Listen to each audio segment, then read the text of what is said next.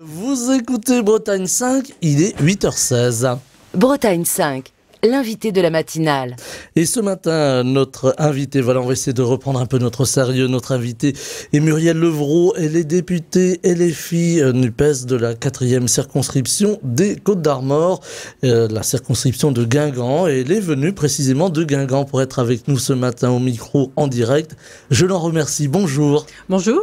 Alors la vie de député est difficile, on bouge beaucoup, on fait beaucoup de routes et c'est pour ça que je tenais à vous remercier d'être là ce matin en direct. On va parler de politique et on va parler d'entrée de ce qui se passe au Proche-Orient. Aujourd'hui, on attend la libération des otages. Il y a un grand espoir des familles, mais déjà les roquettes sont tombées sur Israël. Ce qui crée aussi un climat ici en France. On a beaucoup reproché à LFI, on va vous entendre là-dessus, de ne pas avoir peut-être voulu ou pu ou trouvé les mots. Est-ce qu'il fallait communiquer différemment, si vous me permettez le terme communiquer? Est-ce qu'il fallait communiquer différemment? En fait, ce qui s'est passé, c'est qu'on a voulu contextualiser voilà, très rapidement pour ne pas être dans l'émotion, ce qui est très difficile parce que les actes étaient terribles, hein, les actes du 7 octobre. Et contextualiser dans ces cas-là, c'était très dur. Après, je pense que là, comme on voit maintenant que je pense que c'est pas vraiment un problème de communication. Je pense que quoi qu'on aurait dit, de toute façon, la situation était très polarisée et tout a été fait pour polariser cette situation. On voit d'ailleurs que Madame Braun-Pivet là revient sur ses déclarations, hein, puisqu'elle avait parlé de soutien inconditionnel à Israël. Elle revient sur ses déclarations et pourtant, moi j'étais en hémicycle, j'ai bien entendu ce qu'elle a dit. C'était bien un soutien inconditionnel. Nous, on voulait mettre des conditions justement. Donc c'est pour ça que peut-être c'était peut-être difficile à entendre. Mais il faut vite avoir du recul, même si c'est vrai que l'émotion était très très forte. Il y a eu les mots là où encore les non-mots de Jean-Luc Mélenchon. Est-ce que ça a posé problème au sein de LFI? Est-ce qu'il y a eu un débat pour dire voilà, peut-être que Jean-Luc Mélenchon n'a pas trouvé les mots, n'a pas voulu ou pu non plus trouver les mots? Est-ce qu'il n'a pas trouvé les mots? Il a utilisé les siens, on va dire. Après, d'autres se sont exprimés différemment. Moi, ça me pose pas de difficulté, en fait, qu'il y ait plusieurs façons de dire les choses. Moi, ça me pose pas de difficulté. C'est le mot terroriste, en fait, oui, qui a posé difficulté concernant le Hamas. Est-ce qu'il fallait l'utiliser, ce mot? Est-ce qu'il fallait l'utiliser? Je pense que si Jean-Luc Mélenchon ne l'a pas utilisé, c'est parce qu'il savait que dès lors qu'on parle de terrorisme, il faut une éradication totale. Vous voyez ce que je veux dire? Alors effectivement, là, le problème qui se passe, c'est que c'est la population civile qui est en train de subir hein, ce conflit. Et dès lors qu'on parle de terrorisme, effectivement, c'est le bien contre le mal. Sans expliquer, sans contextualiser. Donc je pense que c'est pour ça qu'il a choisi de ne pas dire ce mot. Mais ce sont des actes de terreur, ça c'est certain. Alors, actes de terreur qui ont suscité une vague d'indignation, évidemment, et qui sont arrivés sur notre territoire. On a vu ressurgir quelque chose que l'on pensait mort et enterré depuis de nombreuses années, et qui a ramené à nos souvenirs une époque peu glorieuse de la France. On a vu ressurgir l'antisémitisme, le racisme dans son expression la plus crasse. Est-ce qu'aujourd'hui on a basculé dans quelque chose d'autre ici en France? Est-ce que ce climat délétère que l'on vit est quelque chose d'autre par rapport à avant? Mais ça avait déjà commencé avant. Je ne sais pas si vous vous souvenez cet été, hein, il y a eu des saccages à la Butte Rouge, hein, sur le lieu de commémoration de la Butte Rouge. Donc on voit que l'antisémitisme était déjà présent. Il s'est développé à partir du 7 octobre, enfin il s'est exprimé, j'allais dire, à partir du 7 octobre. Oui, certainement, mais il était déjà présent, c'est ça qui est inquiétant, et donc je pense que on a peut-être mal travaillé sur le sujet. Même si on était nombreux à la Butte Rouge cet été pour dénoncer les faits. Je précise pour nos auditeurs, la Butte Rouge est un lieu de commémoration dans les Côtes-d'Armor, là où sont tombés des résistants face à l'armée d'occupation allemande, à l'armée d'occupation nazie. Donc il est important de le dire, et la stèle a été profanée. Voilà, je précise pour nos auditeurs qui sont un peu lointains et hors des Côtes-d'Armor. Donc voilà, c'était déjà présent. Et là, je pense qu'il y a une montée effectivement des agressions antisémites et des agressions racistes en général. Voilà, le fait d'avoir polarisé, là, en fait, on met les uns contre les autres, c'est vraiment pas la chose à faire.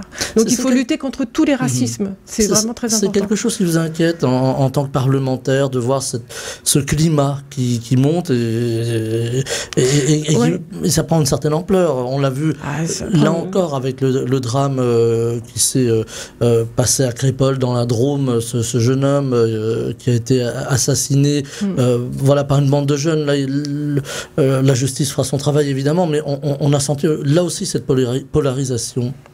Oui, c'est sûr que ça augmente. Là, je pense aussi que peut-être que le fait, encore une fois, de polariser, d'avoir créé moi, je pense que le climat a été créé au lieu de mettre l'union derrière la lutte contre le racisme. On a plutôt créé une polarisation qui est vraiment malsaine. On va parler des dossiers qui vont peut-être un petit peu loin de cette actualité politique, même géopolitique, qui nous préoccupe en ce moment. Il y a beaucoup de dossiers ici, dans les Côtes-d'Armor. Vous en défendez quelques-uns.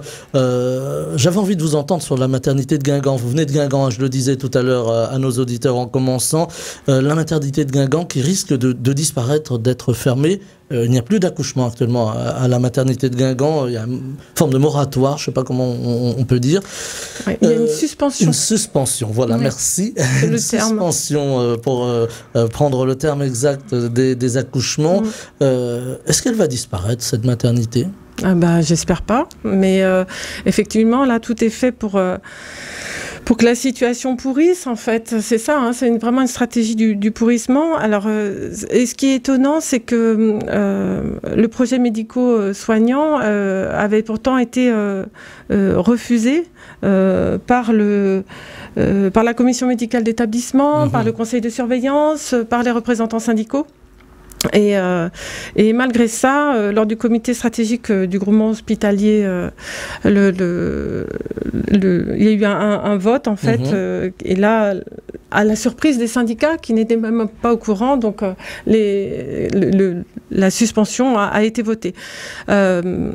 Qui vote la suspension ? Pourquoi il y avait une suspension ? C'est d'ordre économique ? C'est d'ordre Alors, il y a plusieurs médical. raisons. On donne souvent plusieurs raisons. Ça peut être des raisons de sécurité, des problèmes d'effectifs, etc., etc. Mais ce qui se passe, en fait, c'est qu'il n'y a jamais eu aucune annonce pour une vision pérenne de cette maternité. Donc, c'est un cercle vicieux. Si on ne donne pas un signal vraiment fort de la pérennité de cette maternité, les soignants ne vont pas vouloir venir s'installer. Ça semble logique. Ils sont pas. Et donc, parce que ça fait quand même depuis 2018 qu'on lutte pour cette maternité. Voilà, mais comme on annonce tout le temps la fermeture d'un service ou autre, les soignants hésitent à venir s'installer. Mais la mort de la maternité, c'est la mort d'un territoire. Donc il faut faire vraiment tout pour la garder, bien sûr. Avec des situations humaines terribles, parce qu'on a des femmes qui sont obligées d'aller accoucher à Saint-Brieuc, par exemple, ou ailleurs. Donc il y a la route. On le voit dans les faits divers, bien souvent, des petits garçons, des petites filles qui naissent le long de la route. Enfin même si les pompiers interviennent. Est-ce que c'est normal aujourd'hui Non, c'est pas normal. Et alors, en 20 ans, on a déjà perdu Loudéac, Paimpol, Dinan. Maintenant, c'est Guingamp. c'est pas possible. Pour moi, c'est une atteinte au droit des femmes de disposer de leur corps, en fait, parce qu'elles vont plus avoir le choix. Il y aura vraiment plus le choix. Hein. Donc moi, j'appelle ça, bon, voilà, on va faire des grosses maternités, des usines à bébés. Hein. Ça plaît pas à Monsieur Véran, mais c'est pourtant le terme que je pense qu'on peut utiliser. Et c'est pas que à Guingamp, c'est partout en France. Et ça, je tiens vraiment à le rappeler. Il y avait eu le rapport du docteur Ville qui préconisait la fermeture de 111 maternités en France. Voyez, donc il resterait plus, alors sur le département, là il resterait plus que Saint-Brieuc et la maternité privée évidemment, mais je parle là des maternités publiques, il resterait plus que Saint-Brieuc, donc c'est pas possible. Pour tout le département des Côtes-d'Armor, hein, on le précise bien, puisque voilà, avec aussi une infrastructure routière qui ne permet pas forcément de rallier Saint-Brieuc rapidement. Non, puis il y a déjà eu des exemples de femmes qui accouchaient dans les ambulances, sur le bord de la route, mais même les pompiers ne souhaitent pas ça, hein, évidemment. Comment on peut essayer d'infléchir cette décision lorsque l'on est parlementaire, lorsque l'on est député, comme vous, Muriel Levrault? Est-ce qu'il y a des leviers? Est-ce qu'il y a quand même une petite forme d'espoir? Moi, j'ai fait les 2 premières questions au gouvernement en hémicycle, c'était sur la maternité. À chaque fois, on m'a répondu à côté. Donc, c'est très désagréable. Et évidemment, c'est dans le projet de loi de finances de la sécurité sociale qu'on essaye d'apporter des éléments pour améliorer la situation. Et malheureusement, pour l'instant, c'est à chaque fois un 49.3 sur chaque partie du budget. On a eu un 49.3. Donc, c'est vraiment très problématique puisque ça évite les débats. Et je sais qu'au Sénat également, le ministre de la Santé, M. Rousseau, a plus ou moins dit qu'il n'y aurait pas de loi structurante, d'une grande loi structurante sur la santé. Alors, la santé, c'est très inquiétant. La santé, ça préoccupe les citoyens français, les Bretons. Mais pas que les Bretons, c'est vraiment partout en France. C'est pas que les maternités, c'est aussi tous les services des urgences qui sont vraiment là à bout de souffle. Alors justement, il y a un autre grand dossier, c'est l'hôpital de Carhaix, qui n'est pas dans les Côtes-d'Armor pour le coup. L'hôpital de Carhaix aussi qui est menacé. On a vu ces manifestations ces dernières semaines à Quimper devant les locaux de l'ARS par exemple. Là aussi, il y a, permettez-moi le terme, il n'y a pas de jeu de mots dans mon interrogation, mais il y a urgence. Ah oui, bien sûr. Alors là, ce qui a fait c'est la goutte d'eau qui a fait déborder le vase, c'était la régulation des urgences, justement, sur Carhaix. Donc, ils ont réussi en bonne intelligence à Carhaix à s'entendre avec les élus, les syndicats, les collectifs citoyens. Voilà, ils ont lutté tous ensemble. Ils sont allés donc à Quimper, effectivement. Et ils ont réussi à obtenir un protocole de sortie de crise. C'est très bien, ils ont vraiment ils ont lutté, c'est très bien, on voit que ça paye, il faut continuer à se battre pour sauvegarder nos hôpitaux. Malgré tout, j'ai d'inquiétude, c'est que on manque de soignants, on voit que pour l'instant c'est pas faisable en fait. Voilà, même avec un protocole de sortie de crise, c'est pas faisable. Et je pense vraiment que ce dont on a besoin, c'est pas un protocole de sortie de crise, mais un protocole de sortie de système, puisque le système est à bout, le système de santé est à bout. On le voit bien. Je pense que là, les soignants n'en peuvent plus. On voit des grèves arriver un peu partout. Là, on a vu à Morlaix, Brest, Rennes aussi. Et c'est pas facile pour eux de faire grève. Donc, quand les soignants se mettent en grève, c'est vraiment qu'il faut vraiment intervenir d'urgence là. On voit le facteur humain aussi lorsque l'on va malheureusement aux urgences parce qu'on en a besoin. C'est pas franchement l'envie d'y aller, mais on constate ces files d'attente, ces brancards souvent dans les couloirs. Le personnel fait bien ce qu'il peut, il est souvent débordé. On parlait de ce système de santé. Est-ce qu'il faut aujourd'hui en France une grande réforme de la santé? Est-ce que vous l'appelez de vos voeux? Ah oui, complètement. Oui, bien sûr. Et on voit que vous voyez, on parle de régulation des urgences, mais en fait c'est un autre mot pour dire fermeture, puisque en fait on ne peut pas aller aux urgences sans téléphoner, sans faire le 15, et donc on nous envoie pas au service d'urgence le plus proche, généralement. Et le fait qu'il y ait également le problème qu'on a, c'est vraiment un problème structurel, puisqu'on n'a plus non plus de médecins généralistes, on est en plein désert médicaux. Et ce qui fait que les gens ne se soignent plus en amont, et quand ils arrivent à l'hôpital, c'est pas pour des petits bobos, c'est pas vrai. C'est vraiment souvent, c'est qu'ils ont besoin de voir un médecin, et souvent en urgence, puisqu'ils n'ont pas eu la possibilité de se soigner correctement avec un médecin généraliste. Aujourd'hui, les médecins ne veulent plus s'installer dans les campagnes. On le vit ici en Bretagne, en centre-Bretagne, mais aussi sur la côte, voire même dans des villes. À Saint-Brieuc, il y a un problème d'installation de médecins, que ce soit des généralistes ou encore des spécialistes. Là aussi, il va falloir réfléchir à un système qui serait plus... Alors, j'aime pas le terme, mais coercitif peut-être. Oui, oui, certainement. Alors, il y a eu un projet de loi transpartisan sur les déserts médicaux qui avait été signé par la NUPES, mais et par toutes les obédiences sauf le Rassemblement national. Et malheureusement, il n'a pas... Madame Braun-Pivet et la présidente de la Commission des affaires sociales n'ont pas souhaité l'étudier en hémicycle. C'est bien dommage. Ce qui fait qu'on n'a pas pu débattre sur le sujet, mais effectivement, pourquoi pas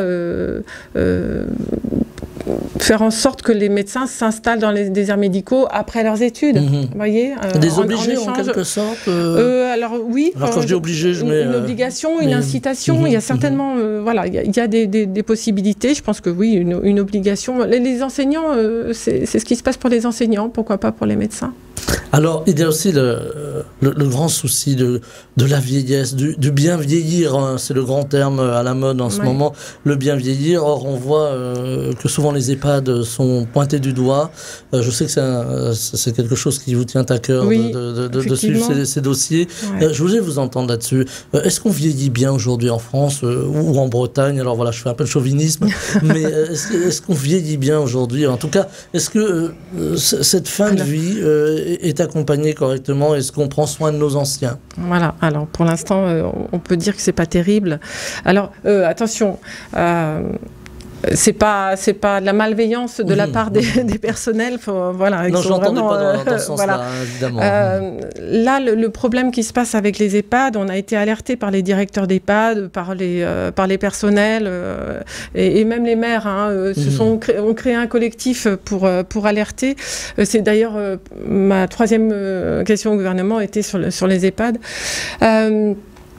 Là, 85% des EHPAD publics sont en difficulté financière. C'était un rapport de la Fédération hospitalière de l'année dernière, pour plusieurs raisons. La loi, les primes Ségur qui n'ont pas été compensées par l'État, et donc qui pèsent sur les établissements, mais également l'inflation sur l'énergie et les produits alimentaires, donc l'augmentation des prix. Et 85% des EHPAD publics sont en difficulté.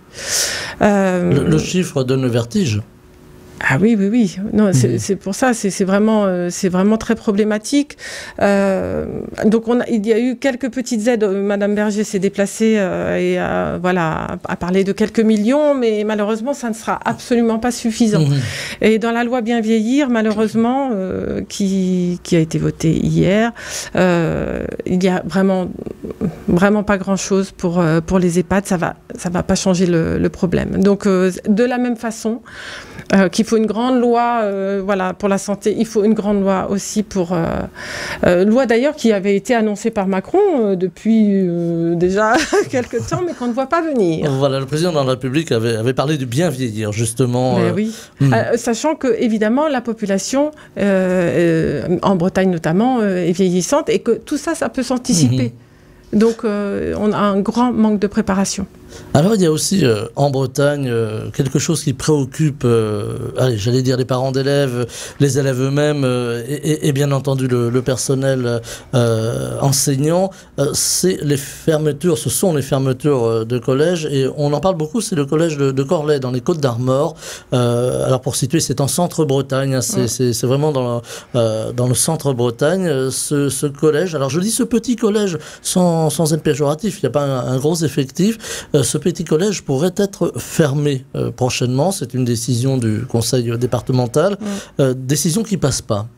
Non, moi je comprends qu'elle ne passe pas. C'est un très mauvais signal pour nos territoires ruraux. Un collège, c'est vraiment, vraiment important dans une commune. Il y a toute une vie autour. Il y a des familles qui s'installent et qui font leur vie tout autour.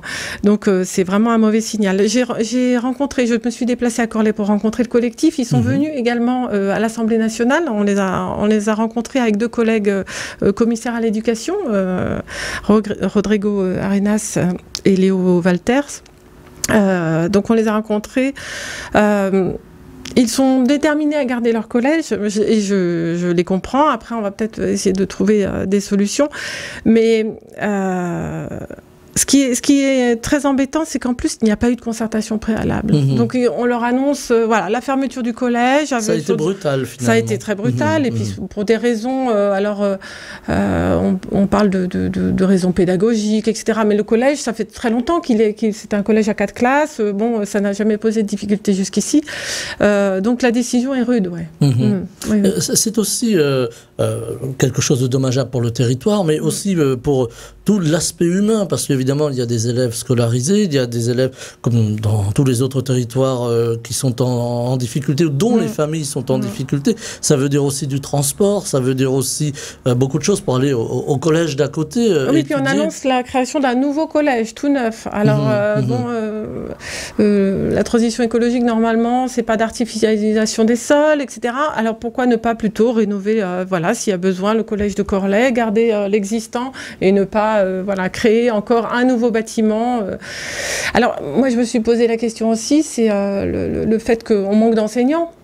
Donc, réduire, fermer des classes, parce qu'il faut savoir aussi que même dans le second degré, il y a eu beaucoup de fermetures de classes cette année. Donc, fermer des classes, fermer des collèges, ça permet de regrouper dans des établissements plus grands, et on a besoin de moins d'enseignants. On fait des classes plus grandes, moins d'enseignants. Donc, au lieu de rendre le métier d'enseignant attractif, on va regrouper puis faire des établissements plus grands. C'est ce qui se passe. C'est le même principe que pour la santé. On fait des établissements plus grands. C'est logique comptable, finalement. C'est ça, complètement. C'est toute cette politique qui nous envoie un peu dans le mur. Et notamment dans les territoires ruraux, c'est vraiment terrible.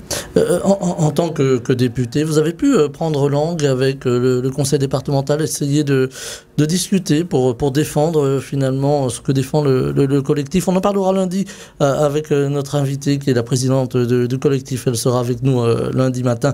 Vous avez pu discuter finalement avec le département? Alors pour l'instant, moi j'ai discuté avec les collectifs, voir ce qu'il en est. Eux après discutent avec le conseil départemental, je suppose. Mais là, en fait, la façon dont ça a été fait que le débat n'est pas n'est pas terrible pour l'instant. Mais c'est en cours. Il y a un courrier qui est en cours. Alors on parle beaucoup de précarité aujourd'hui, de difficultés, d'inflation. Elle est toujours là, l'inflation. Elle a été un petit peu mise de côté avec l'actualité dense de ces derniers temps.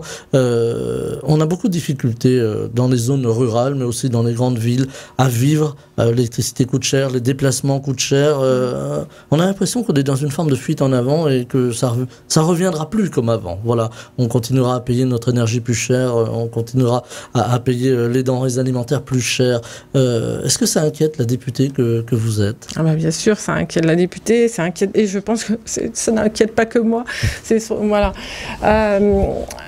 C'est vrai. Alors effectivement, c'est pas que dans les zones rurales, c'est partout. Et la santé, c'est pareil, c'est pas que dans les zones rurales. L'inflation, là, grève les budgets de façon terrible. On voit qu'il y a une augmentation des files d'attente pour l'aide alimentaire. Et les réserves de l'aide alimentaire sont vides. Donc oui, on a vraiment une grosse inquiétude, malgré les miettes que M. Arnaud a daigné donner au Restos du Cœur, notamment. Les Restos du Cœur sont obligés de faire des choix, finalement, aujourd'hui, pour les bénéficiaires, en disant... Oui, mais les bénéficiaires sont en augmentation, notamment les femmes seules. Et donc là, on manque cruellement d'aide. Et donc là, je pense que le gouvernement n'est pas à la hauteur, effectivement. Ouais. Il faudrait une aide massive pour ceux qui n'ont rien ou pas grand-chose. Bien sûr, oui, bien sûr. Et une augmentation des salaires, à commencer par là. Et là, pour l'instant, ça a été refus catégorique systématiquement. On voit aujourd'hui cette précarité qui galope, cette inflation, ce mécontentement plus largement de la population, et on voit une progression des partis d'extrême droite. On pense au Rassemblement national évidemment. Est-ce que là aussi, je posais la question à plusieurs de mes interlocuteurs, est-ce que là aussi c'est un phénomène qui appelle une forme d'inquiétude de votre part, Oui. alors, des parlementaires, des députés, alors peut-être plus largement des citoyens? Ouais. Oui, bien sûr. On voit que l'extrême droite augmente en France et en Bretagne, ce qui est vraiment une nouveauté. Ben, voilà, avant, on Ce n'avait n'est pas pas la terre de prédilection. Tout à fait, tout à fait.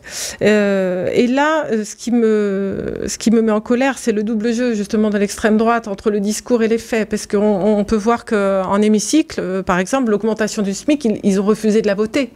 Donc, vous voyez, on est, entre leur discours et ce qu'ils votent après, il y a une grosse différence. Donc, pour moi, c'est vraiment un mensonge fait aux Français.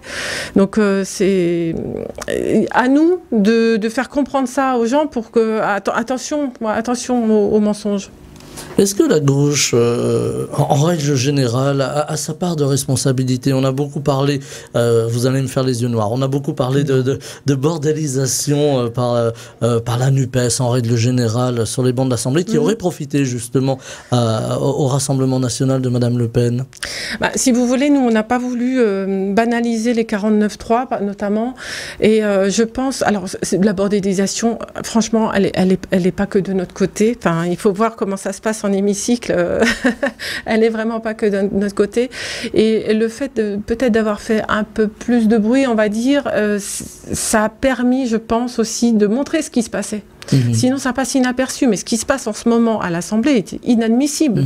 Hein, l'accumulation des 49.3 pour éviter les débats. On en est au 18e, je crois. On est au 18e 49.3 qui est arrivé hier soir. C'est inadmissible. Et c'est vraiment très dangereux comme politique, justement. Hein. C'est complètement... c'est l'accumulation des 49.3 fait que les débats sont complètement impossibles. Comment vous voulez que ça fonctionne ensuite? Et donc, le fait d'avoir fait un peu de bruit a permis de mettre en lumière ce qui se passe, je pense.